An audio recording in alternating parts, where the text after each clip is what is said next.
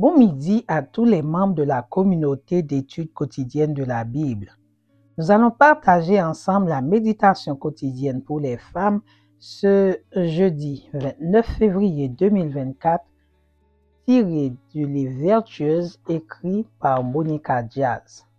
Parlez pour se faire comprendre.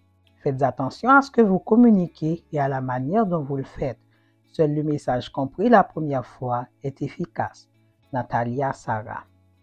Récemment, une amie qui rentrait en ville après être partie en week-end m'a appelé alors qu'elle était à mi-chemin et m'a dit « Monica, pourrais-tu aller chez moi et me préparer quelque chose à manger pour que ce soit prêt à mon arrivée ?» Ne demande pas la neige en été, et j'ai répondu, n'étant pas une grande fan de cuisine. « Oh, des blancs en neige? Oui, délicieux, a-t-elle acquiescé. La neige en été? Ai-je répété en articulant. La neige en été?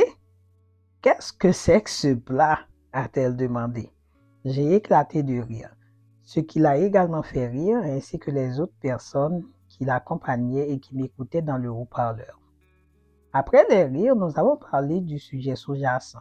Combien il est facile et fréquent de mal comprendre ou de mal interpréter ce que dit l'autre personne. Le pire est que, souvent, l'un croit que pour l'autre, le message est clair. Il est important d'être conscient de l'impact qu'ont nos compétences en matière de communication.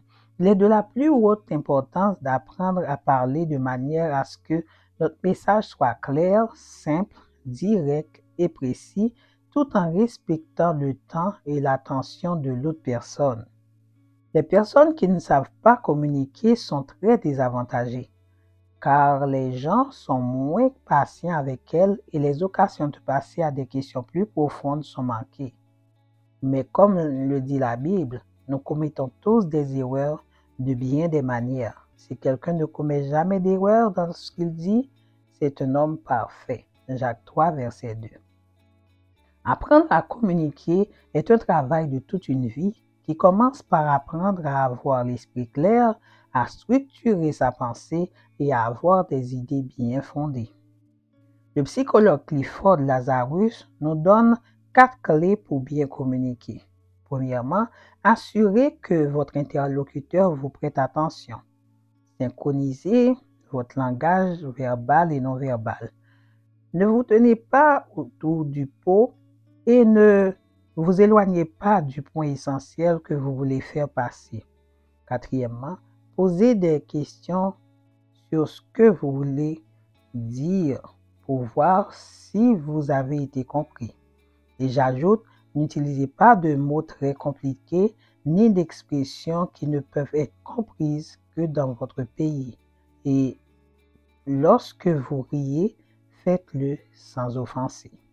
Mieux vaut manger des blancs en neige avec de la compagnie que de manger la neige en été en solitaire.